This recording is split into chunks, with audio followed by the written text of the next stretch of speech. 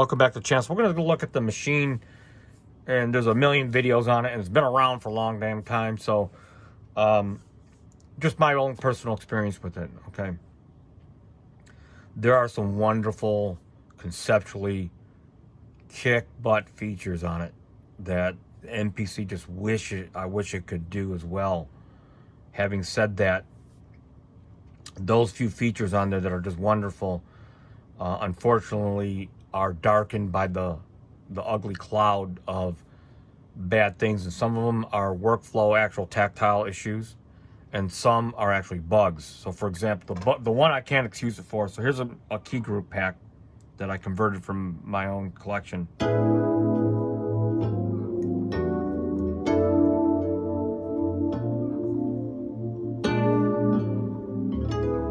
Okay, plays great, sounds good.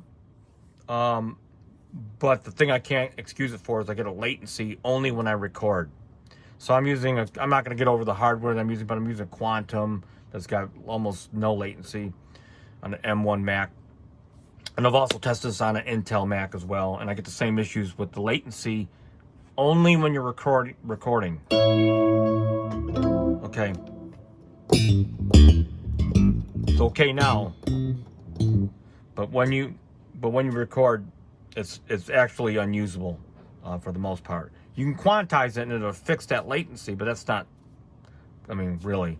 So a couple other workflow stumbles is when you're engaging, like sometimes you have to actually have pattern pressed, and I understand that, but because when pattern's selected, you can't play the pads, right?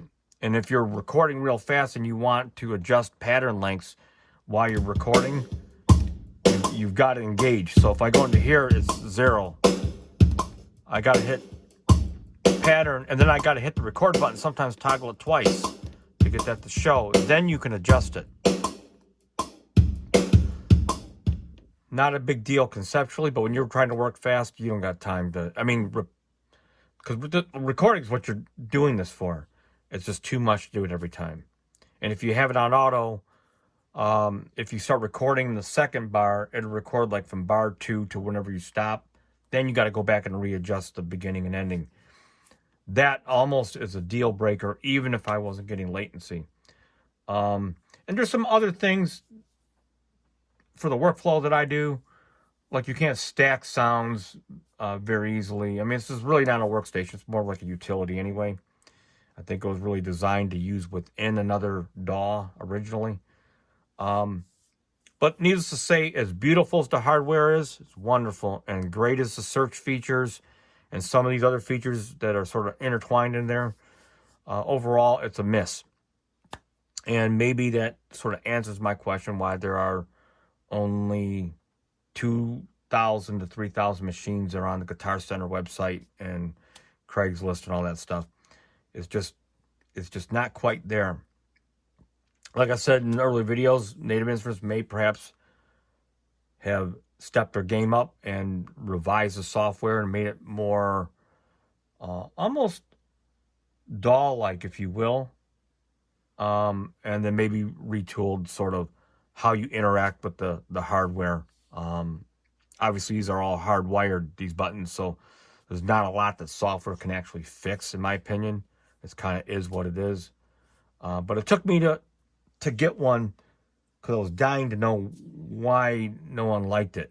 And quite honestly, the people that I knew had it probably didn't use it enough to even really